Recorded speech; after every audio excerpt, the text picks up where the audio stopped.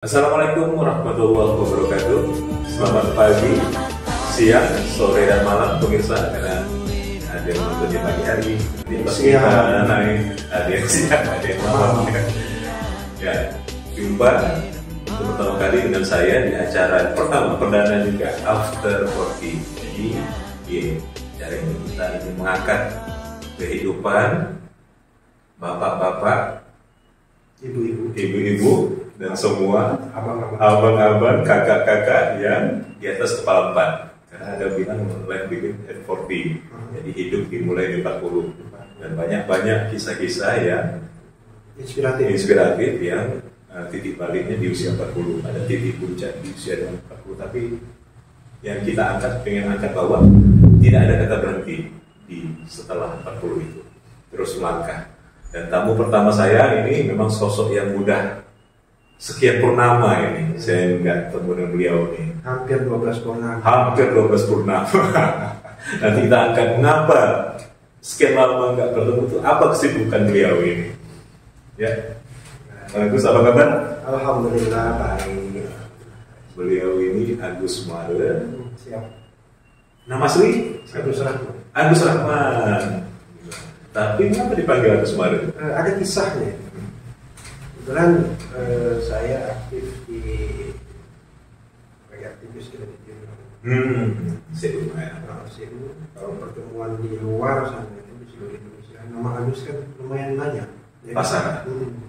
Jadi nyarinya dua saja. Satu kalau ada Agus Muarez, Agus Pantun. Karena dia korupsi sering. Saya lupa nyebutkan bahwa beliau ini ahli pantun. Jadi dua itu saja. Jadi melengkaplah sampai hari ini. Yang ngasih nama itu saya sudah lupa. Jadi teman-teman di luar sana. Agus Muarez. Itu aja itu kisahnya. Tapi belum sempat buat bubur merah mulu. Nama itu udah nyebar, gitu. Udah identik bahkan dengan Agus Muarez. Iya. Nah, Agus Muarez kita sekian purnama ini tadi seperti saya sebutkan. Apa kesibukan saat ini?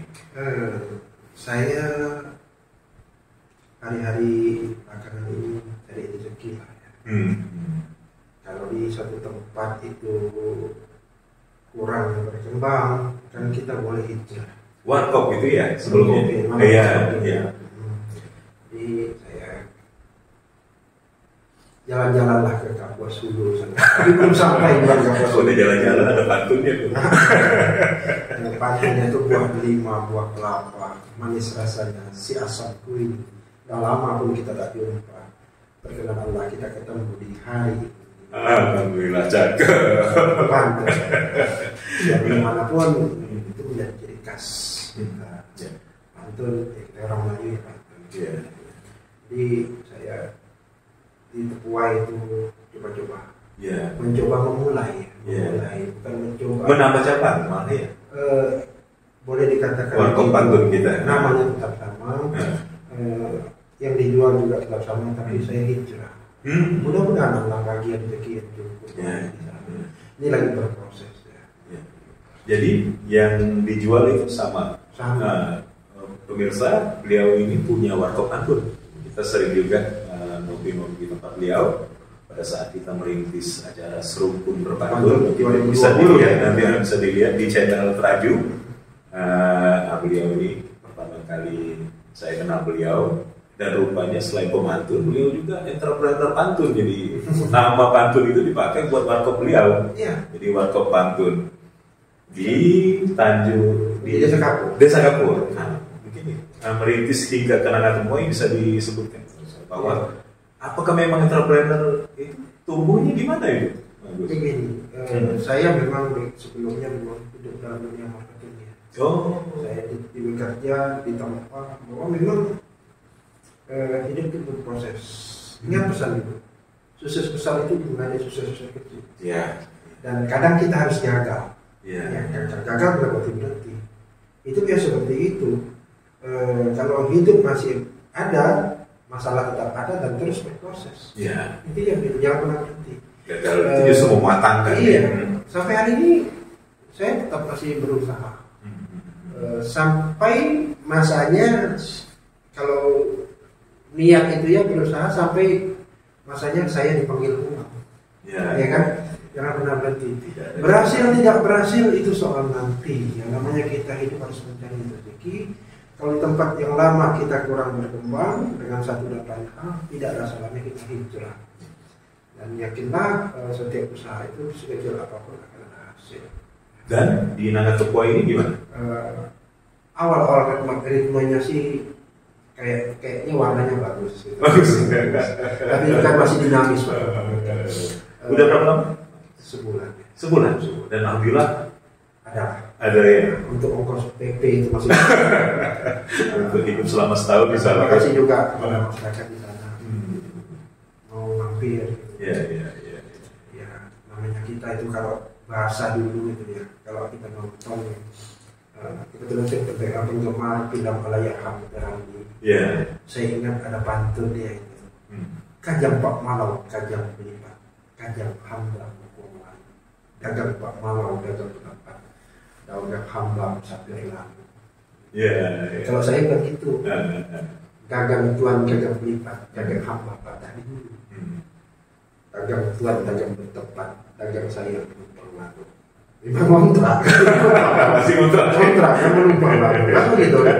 Tapi ya saya apa kalau Pak Agus kita ini kan beda ya mungkin dari kan place-nya beda kan, tempatnya beda, price-nya, harganya di mana dibanding kita dari di Desa Kapur ke Nanggatepuai dan ada hal yang beda ada dari sisi mana ada sisi price mungkin sisi harga dan juga selera di Nanggatepuai. Kalau selera ya namanya kita masak, kita tidak berani mengatakan kita enak. Karena kadar rasa garam asin untuk seseorangnya kita tak mampu membuat. Kan? Yang pertama itu, yang kedua masalah harga sebenarnya tidak jauh berbeda dari Kapur. Sana sedikit berbeda, bukan berbeda banyak. Sedikit berbeda kenapa?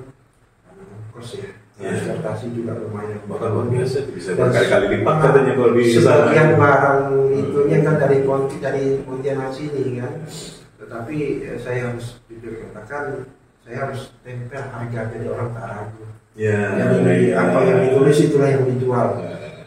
Ya namanya kita ada hilaf, ada salah, ada lupa. Malah katanya Bang Agus itu orang kaget gitu. Ada harga mie tiaw, bakso itu semurah itu. Begini, sebenarnya kalau bagi saya biar untung sedikit tapi lakunya banyak. Iya. Tak bisa juga kita tidak cari apa Pak? Cari untung, cari kaya. Itu hanya beliau tidak cari untung tapi cari kaya ya. Kaya. Tapi bersyukur. Kaya hati. Bersyukur lah. Bukan sekedar itu sebenarnya saya hadir. Saya walaupun hanya tulisan Kapur, tetap saya buat dinding itu ada pantun. Saya bukan hanya sekedar cari rezeki, tapi kalau bicara ini itu sangat menyentuh hati sekali. Saya kepingin di mana saya hadir pantun, ada budaya seluruh pantun tetap saya bawa. Nah itu yang saya mau tanyakan. Itu saya tetap tempel walaupun hanya tulis, saya beli Kapur itu ya, Kapur tulis saya bawa. Saya tulis dinding, saya nggak buat yang, saya tidak mampu buatnya yang itu kan mahal kan. Saya tulis saja. Ada sebagian pantun, ada tulisan-tulisan seperti pepatah-pepatah Melayu. Saya kepingin itu tetap ada karena kemampuan berjuang saya saat ini hanya semampu itu dulu. Saya pernah menulis, ditanyakan. Ada tulisan saya di dinding itu sempat ditanyakan teman-teman. Nama itu adalah pemberian, sebutan adalah penghargaan. Maka panggilan seseorang itu diawali dengan sebutan bukan hanya untuk menghargai dia, tapi untuk menghargai dirimu sendiri supaya kau diangkatnya. Hargai orang lain. Iya. Jadi ada siri naik dengan patah, siri bersusul dengan siri berlipat.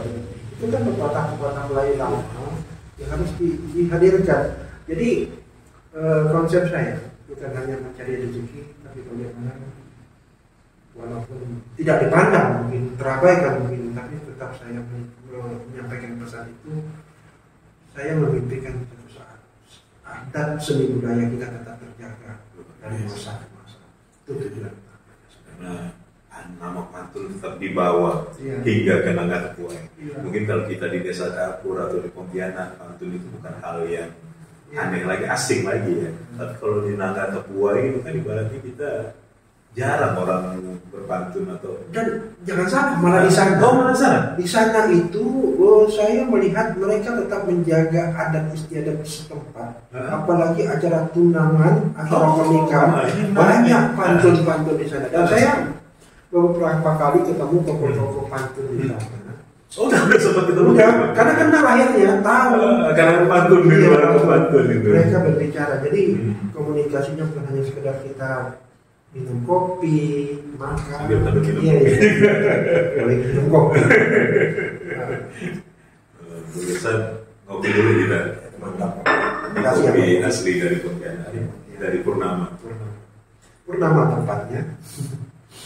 Jadi mereka tetap menjaga, cuma satu hal. Banyak seniman kita jadi nyangkut ke situ kan, karena memang rohnya di situ. Bagaimana banyak seniman-seniman besar di Kalimantan Barat, bukan hanya Banten. Saya baru tahu waktu lalu itu ketemu bahwa ada seniman besar yang lahir di Kabupaten Kapuas, tapi saya lupa namanya. Itu bukan pantun tapi syair lawi. Itu orang daerah Syair gulung gitu. Syair juga, tapi saya nggak karena pakai bahasa saudara-saudara kita bahasa daerah, ya kan. Saya pernah mendengar itu, karena pernah dipaparkan waktu kami sama-sama memberikan materi di Kimbasi. Iya. Dan Pak Dokter itu saya lupa namanya.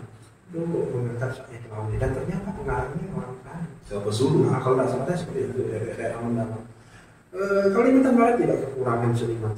Kaya. Cuma persoalannya baik itu pantun tidak ditulis. Ya.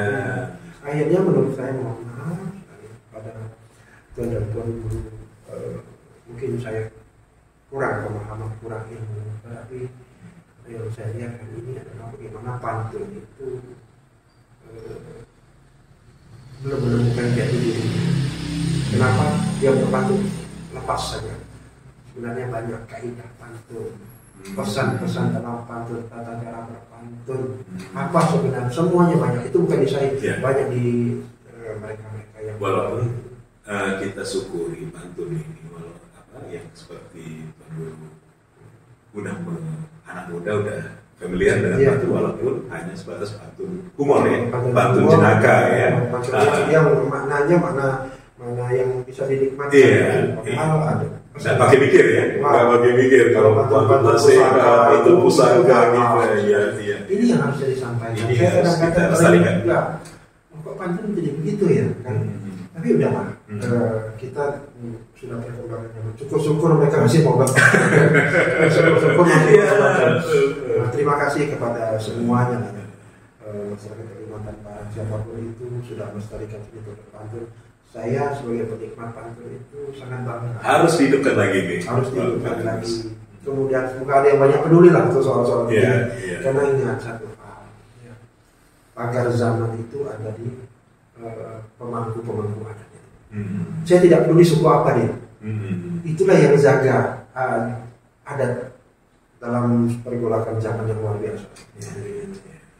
Bagaimana ini sampai ke anak muda? Jangan sampai satu saat orang tanya tepung tawar misalnya, belajarnya keluar.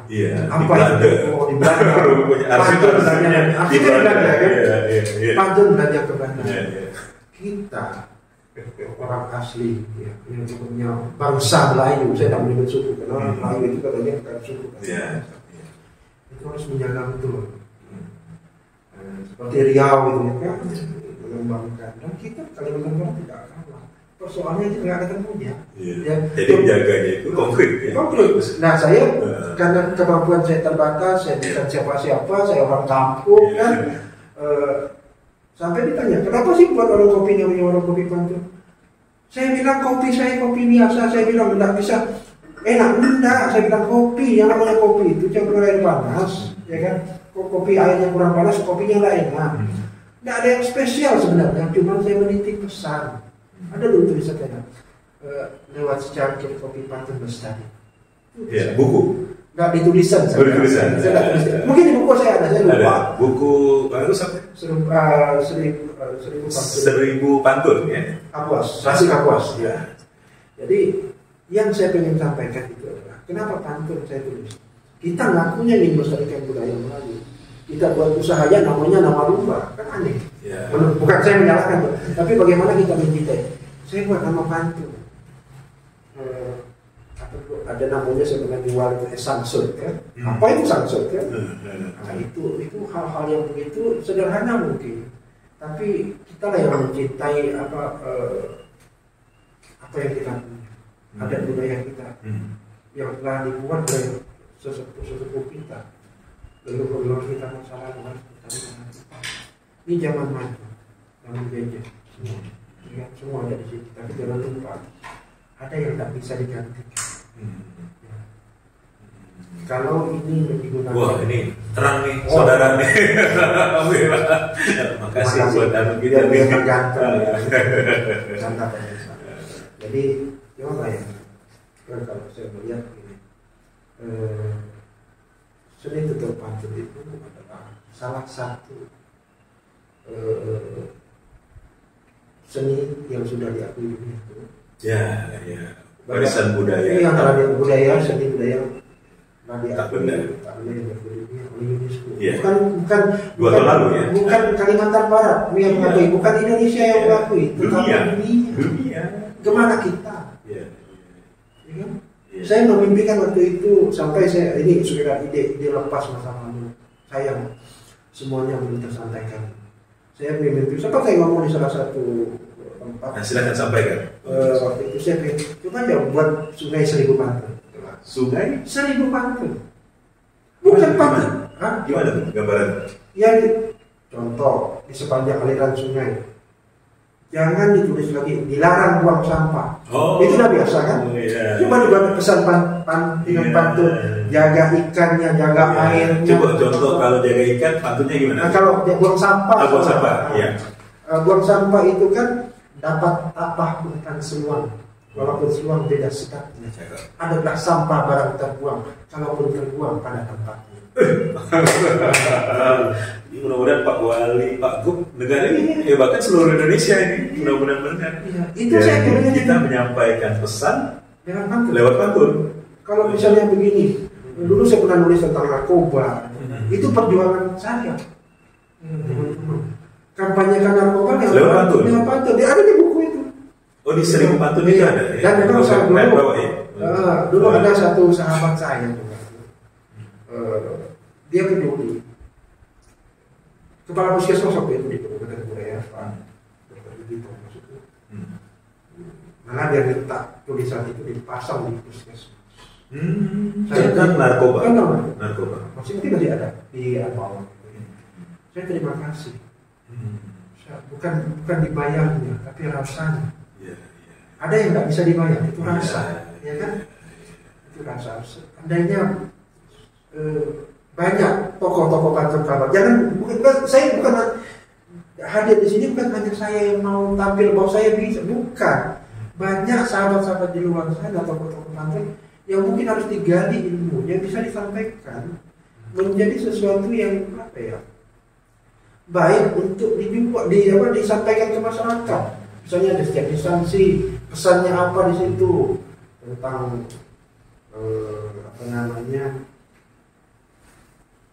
urus surat menyurat, misalnya jangan lama-lama. Jadi di Samsat ada juga pantun begitu. Ya saya ingat ini Pak Agus, kalau kita secara psikologis itu, misalnya di tempat-tempat yang orang menunggu di lift gimana itu orang pasang kaca cermin.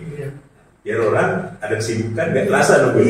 Mungkin kita ini bisa juga setiap tempat tunggu ada pantunnya, gitu kan. Biar secara psikologis orang enjoy juga ya gitu kalau ini melihat pantun senyum-senyum sendiri.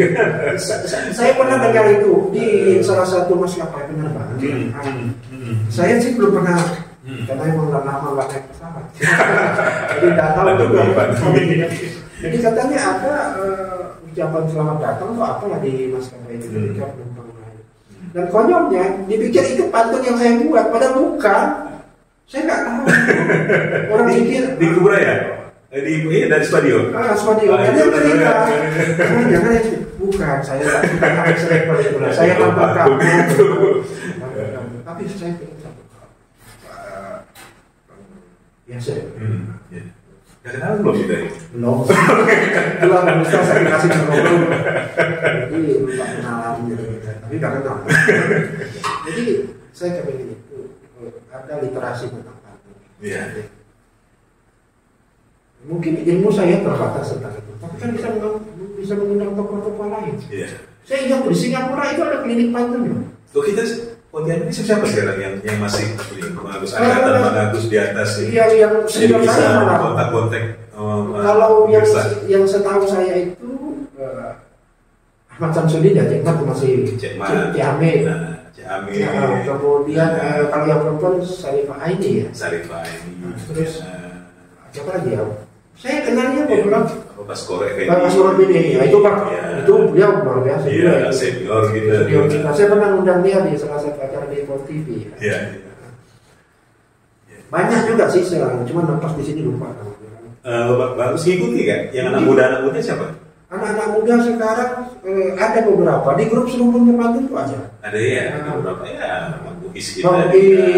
Pak Muiz itu saya lihat sudah banyak kemajuan. Iya.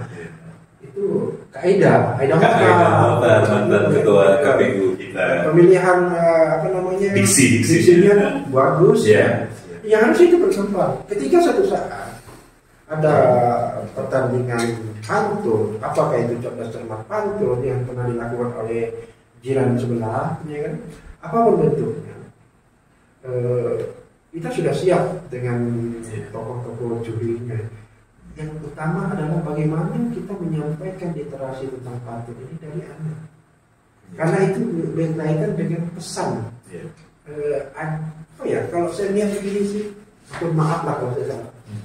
Lain dulu ya zaman kita. Sekarang ilmu makin tinggi, kayaknya adabnya makin agak berkurang. Ya kan? Nah itu kalau zaman dulu tuh kita dipelototin saja sudah tak berani gerak tuh. Karena sudah tahu. Nah, sekarang bukan adab lagi, malah bisa dari adab, biadab malah kita tanpa adab jadi biadab. Kita bisa dimarah. Di terakhir ini berita-berita terakhir ini luar biasa kita dulu diajarkan bagaimana kalau benar orang tua. Iya. Kita dulu terlepas benar atau salah orang tua bukan hanya orang tua kita saja, siapapun dia. Yang lebih tua ya. Kita sudah harus tidak berani. Artinya kalau dahulukan adab daripada ilmu adab dulu yang kita ini. Maka saya pantun itu kan isinya sebagai adab, nasihat adab. Seperti mata kan ini. Kopi yang ada aja. Iya. Ini betul kan? Nah, kalau itu betul. Tadi sudah betul. Memang harus menghadapi ini kan. Jadi kalau biasa ikut sapaan paham. Banyak. Saya kalau bicara dampak dulu hampir hari separuh. Iya. Atau berarti umur itu di 40 gitu. Jadi udah 60 kan masih 40. 40. Kita belum, saya 49 sekarang kan. Iya, hampir 45 ya. Kalau memikirkan kalau ini gak lama lagi. Iya kalau gak lama lagi, kalau panjang. Kan kita gak tahu kan. Maka tetap berusaha, saya cuma tahu menjaga jualan minuman, es, kopi yang sederhana saja. Tapi tetap saya membawa label bahwa kita menjaga mengenalkan pantun dengan apa yang dengan harga yang 5.000. Mengenalkan pantun dengan lewat struktur ya. Lewat entrepreneur, warkop pantun. Lewat legislasi, saya lihat Bang Agus ini kedepannya ada juga ini. Sebelum bisa kita singgung. Sebelum ke situ, barangkali kayak di kampung itu. Saya buku saya taruh di acara meja. Saya tengah goreng. 1.000 pantun. Iya. Nggak mesti harus beli, tapi ada yang beli. Ada. Dia baca. Bang, dijual itu? Ada yang dijual. Berapa itu? 50.000. Nah, boleh pemirsa mengingat kontak beliau mungkin kita ini kan. Memang kan stok masih ada? Masih. Nah, ini 1.000 pantun. Jadi dia baca, kan ada biografi di belakang. Ada tulisannya. Ini abang yang nulis kan? Iya, saya.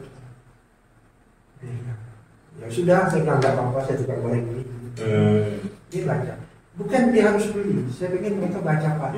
Sekedar menunggu 1-2 patun dapat dia berpikir. Di antara sekian banyak itu barangkali satu salah ada yang jadi. Nah, itu yang saya mau. Buku keberapa ya? 2. Buku kedua. Yang pertama itu Lawang Selasih, buku kecil, buku satu. Oh, bisa. Jadi lebih lengkap ini. Saya masih ada stok tapi belum sempat ditangani sekarang. Belum. Ya, kita juga hidup seorang seniman berapa gitu kan. Dari intinya. Ya, artinya selama ini tanpa bantuan pemerintah sendiri pun udah jalan ya, bagus sosialisasi pantun, warkop pantun, lewat buku, lewat waktu kepala desa ini. Pemirsa pernah menjadi Pak Kades, jadi beliau ini Pak Pom. Ya, lewat masanya kan. Waktu harus jadi Pak Desa itu ada nggak yang berkaitan hal-hal yang berkaitan dengan pantun yang diangkat? Banyak. Sebenarnya ada yang menarik itu. Saya salah satu pantun budaya itu saya berserahkan waktu itu layar pembatas itu Tanjung anak Anduk dan budaya pembatas Tanjung karena karya anak negeri. Pernah saya sampaikan waktu itu tentang yang berbau menanjak ada? Menanjak baru belum. Tapi berkaitan waktu itu COVID ya. COVID. Saya juga buat. Saya begini. Persoalan mau dipakai, tidak dipakai, mau dikenal, tidak dikenal, saya tetap berkarya. Itu prinsipnya. Ikhlas. Saya mau dia katakan pantunnya tak bagus, terserah. Mau dibaca atau dibuang, terserah. Tapi tetap saya harus berkarya. Pertanyaan itu pernah ditanya oleh teman-teman. Kamu berpantun sampai kapan? Saya bilang kalau bisa sampai saya terakhir. Ya, luar biasa. Kalau soal pantun jangan tawar.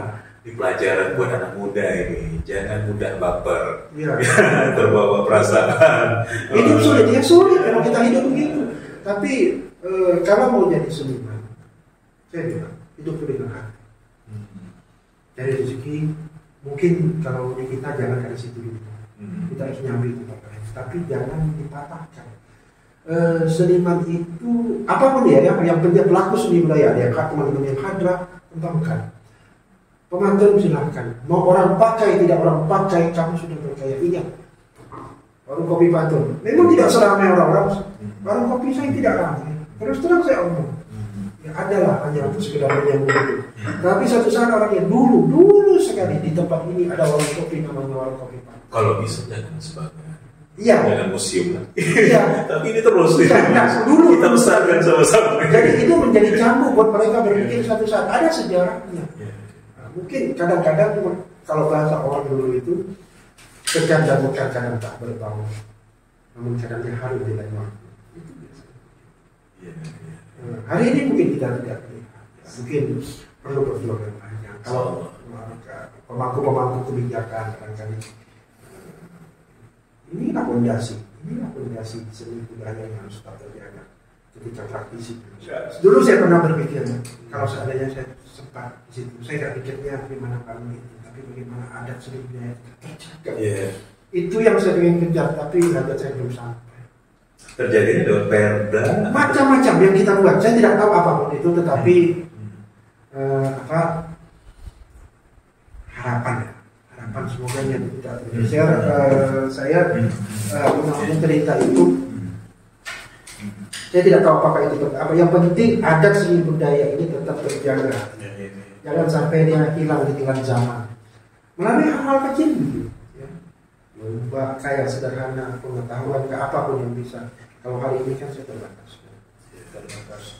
Tapi hal itu ternyata lama berkenankan. Dan kalau gini pun saya tidak berani juga karena saya tidak pernah coba kepada teman-teman yang berkesempatan di sana mungkin mudah-mudahan lebih peduli. Ada juga kok yang peduli. Ada juga. Dan kita harapkan mungkin Pak Bupati itu kan pernah Pak Bupati masih kan antara nulis buku saya itu Pak Buddha juga. Oh iya. Cuman kan harus lebih apa ya, lebih bukan hanya Pak Bupati. Ya masif lah. Masif pengalaman. Kami ini berharapnya seperti itu. Kalau kami tidak mampu, artinya begini. Kalau dalam pertarungan kadang-kadang Pilek ya. Iya. Katakan cinta di malam terakhir itu.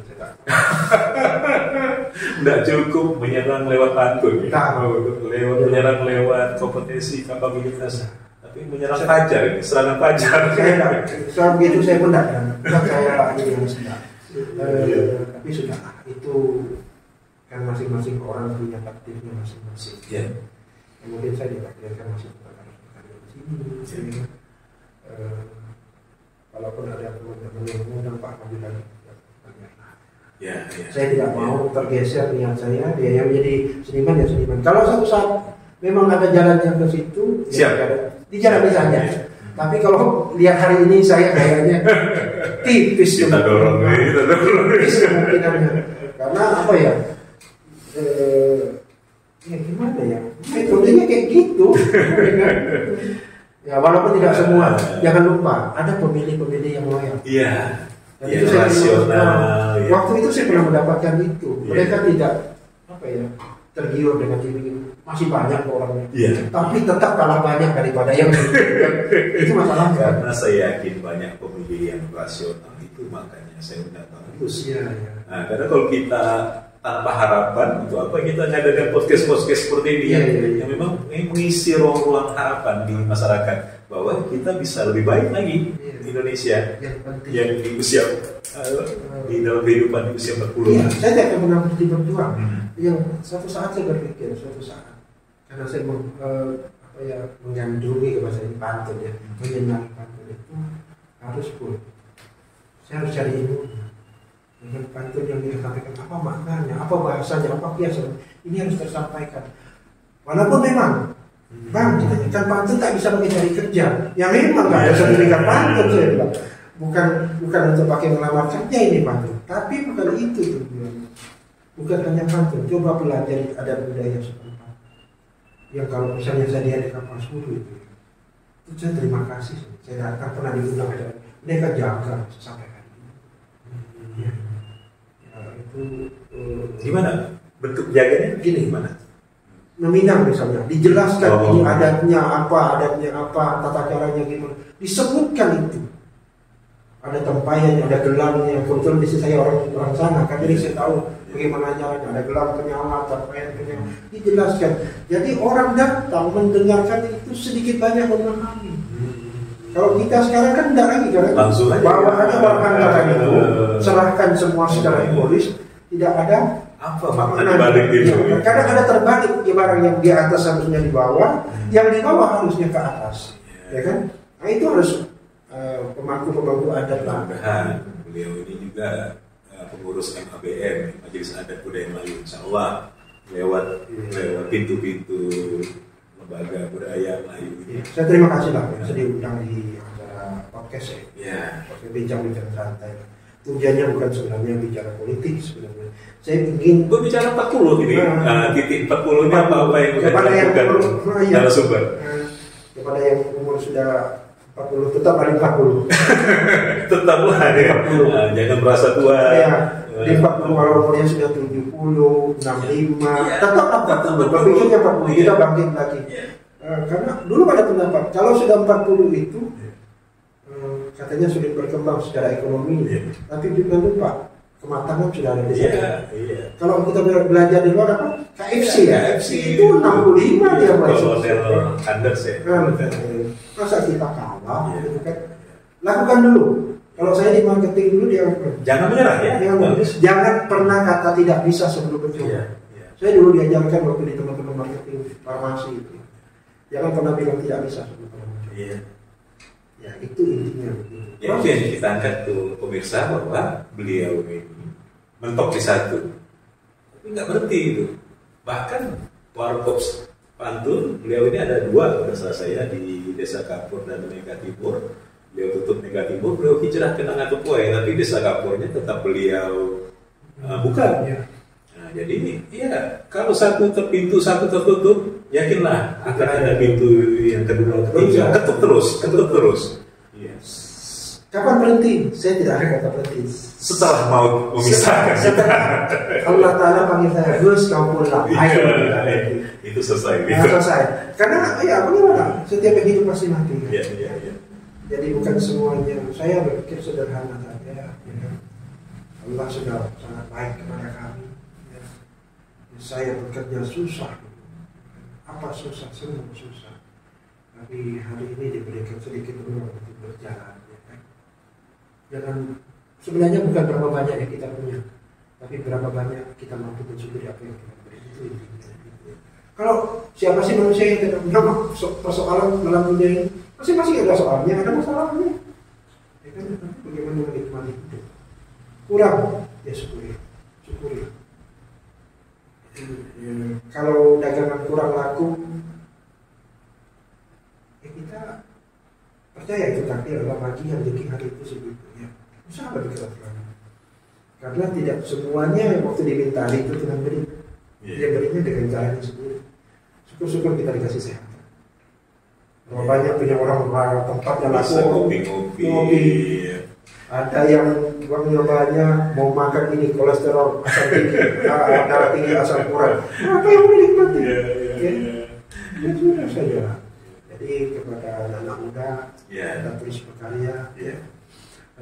Kalau memang menekuni sesuatu itu pun ya, ingin yang hadra. Mau yang pantun, apa saja lah. Banyak kok adat seni budaya Melayu yang dijaga bagi orang Melayu. Yang lain juga silakan. Ada yang menyenangi. Ya, anak saya juga senang yang sape ya. Sape. Ya gitu ya. Dia senang musik itu. Gitar daya. Kita jangan terpecah belah. Iya. Budaya itu untuk membedakan, tapi untuk menyatukan kita. Membedakan siapa dia, tapi untuk menyatukan kita. Berbeda itu kita saling mengenal gitu kan. Kalau kami orang Bugis, kenapa pula anak saya senang misalnya dengan sapi saya larang? Enggak dong. Ya, itu kesenangan dia. Itu berkarya mah. Berkarya silakan. Dan itu saya rasa begitu. Jadi jangan pernah berhenti di satu titik selama hidup masih berlangsung. Sip. Itu closingnya. Mungkin terakhir nih Pak Agus, apa pesan atau rencana ke depan dari kita di titik ini ke depannya? Saya harus menikmati hidup dengan segala karya yang saya bisa. Seni tetap jalan, pedagang yang bisa tetap saya lanjutkan. Kalau politik nanti dulu. Lagi istihara ya. Jadi saya tidak mau nanti saya jadi misalnya terpilih bukan menjadi manfaat. Ya, mau saya. Pasti manfaat kan pemirsa, kan kita dorong bersama. Saya rasa itu tetap jaga kekompakan di tahun-tahun politik ini karena sebentar lagi. Silakan berbeda. Kita sama tujuannya. Tujuan sama untuk perbaikan. Jangan pernah menyalahkan masalah. Karena dunianya berbeda dengan ini kan. Kadang-kadang kita gampang menyalahkan pemimpin masa lalu. Jangan begitu. Kita berpikir melihatnya dari luar, mereka bekerja dari dalam, melihat bagaimana kesulitan mereka. Kita harus fair ya. Itu. Saya rasa mohon maaf kalau ada yang kata-kata kurang berkenan, malah berkina itu benar baik. Kita berharap berwarna biru. Telah tunai, hanya pun sampai. Apa maaf kalau ada yang begitu. Kalau ada sumur di ladang, boleh kita menumpang mandi. Dan ada episode mendatang. Boleh Anda pemirsa menonton lagi ya. Iya, itu kalau disambung sumur tangga berjenjang menjadi kolam tepi tinggi. Nah, kalau ada umur yang panjang, berkenan alam bersuara. Amin. Ya, pemirsa, saya tidak menyimpulkan. Semoga bermanfaat. Assalamualaikum warahmatullahi wabarakatuh.